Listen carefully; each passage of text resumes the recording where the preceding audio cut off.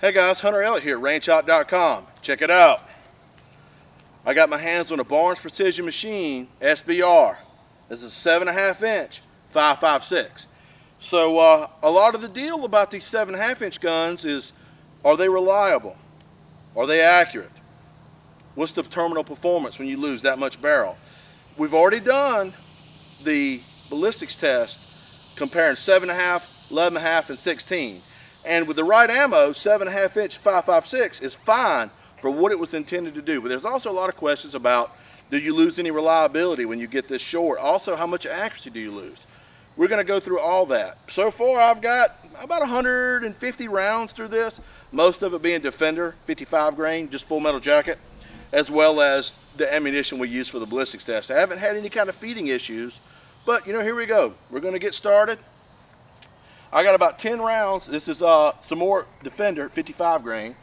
And let me get the stock adjusted out here just a little bit.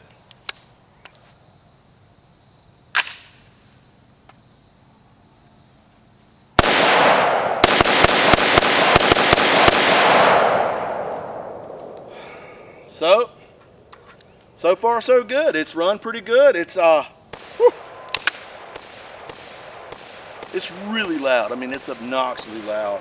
As you notice, I have added a foregrip on this, and for this little stubby handguard, I just feel a lot more comfortable with this foregrip. So anyway, the review continues. Hello, my name's Andrew Barnes, Barnes Precision Machine in Apex, North Carolina. I'm out here with Hunter today. He's helping us doing a review on our SBR line of rifles. This is a Barnes Precision Machine CQB Mo package with the mag pull accessories. This just happens to be a registered SBR short barrel rifle under NFA. It does have a 7.5 inch barrel. We also offer it in an 11.5 inch length. And for those that are not interested in NFA paperwork or any kind of registration, we do offer it in a pistol model as well. Still 7.5 inch, 11.5 inch barrel, but it will have the SIG arm brace so that it does conform to NFA requirements. We do offer a couple of different trigger upgrades with this package. We offer the Geissele G2S. We offer the Geissele SSF Super Select Fire for law enforcement military that requires full auto. And of course, we do offer it as well with a commercial fire control group.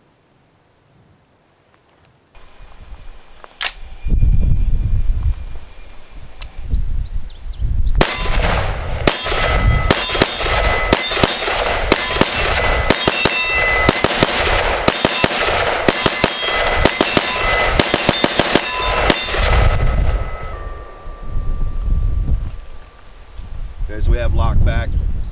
We have pretty good reliability with the carbine. 7.5 inch guns generally run a pistol link gas system, as well as 11.5 inch guns in 300 blackout. 5.56 guns, once you go to 11.5, you can go back up to a carbine link gas system. Carbine link rifles such as 16 inch, 14.5 inch guns, obviously they're running a carbine link gas system or the ever popular mid-link gas system. All in an attempt to manage recoil and make it a little easier on the parts relative to gas pressure. So we're going to do a mag change.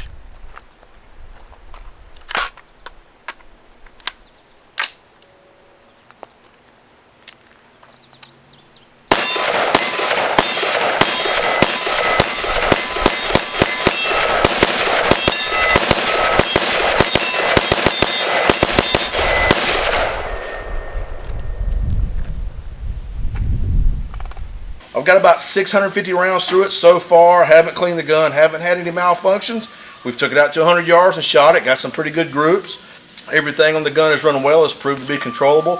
Since the manufacturer's local, I thought, why not take advantage of the opportunity for the wrap up and have the man himself here to talk a little bit more about it. The benefits of pistol over SBR, it's easier to purchase a pistol versus an SBR.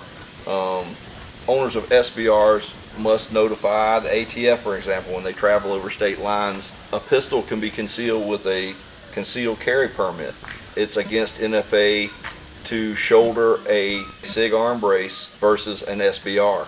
So you offer this configuration, 7.5 inch, 11.5 inch, and 5.56 and 300 black, SBR or pistol. Correct. Jeff Cooper said a pistol is only good to fight your way back to your rifle.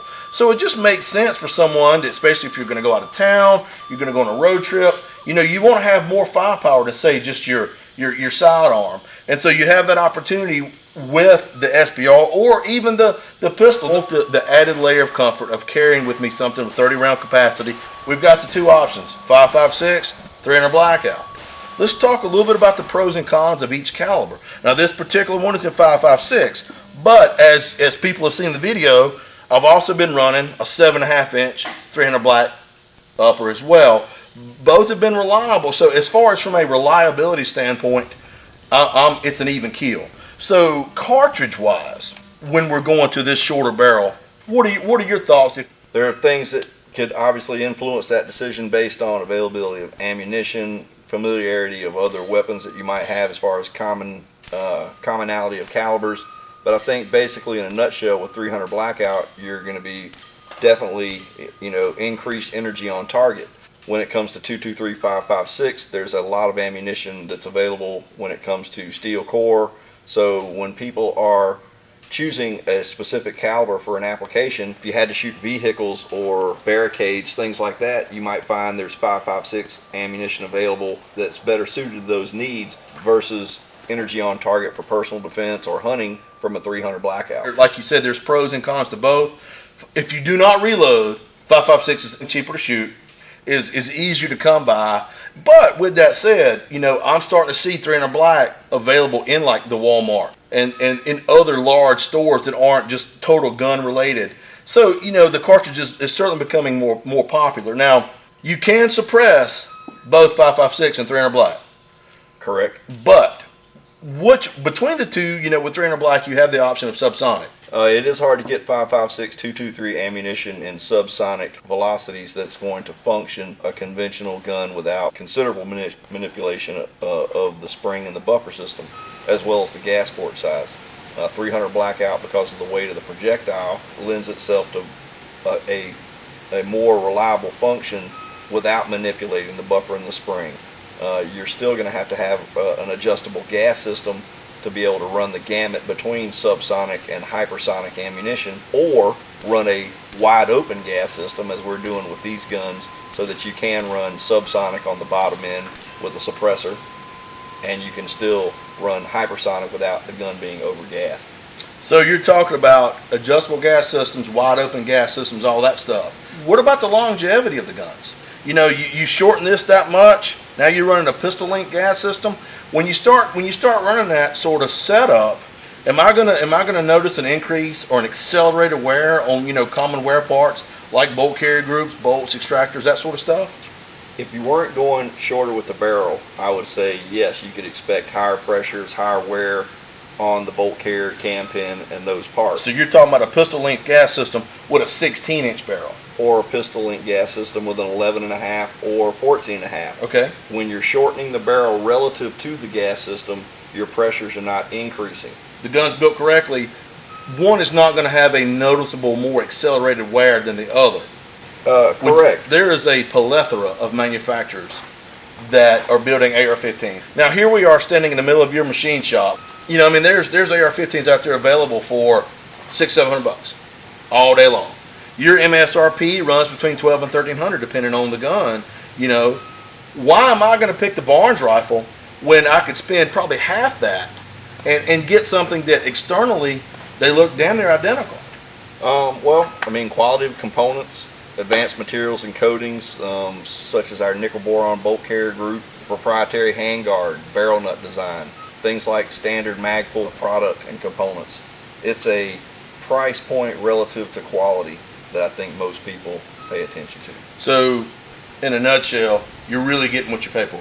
I do think so. I haven't cleaned it. I'm not maintaining it because hell, it's your gun, it ain't mine. So if it tears up, I ain't out nothing.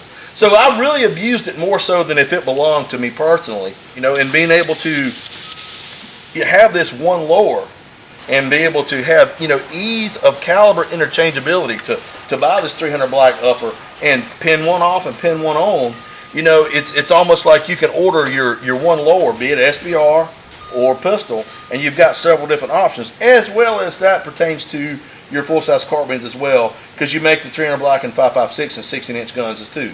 Is that correct? Yep, that is correct. I mean, we've seen a lot of popularity of the 300 Blackout cartridge in the pistol and the rifle.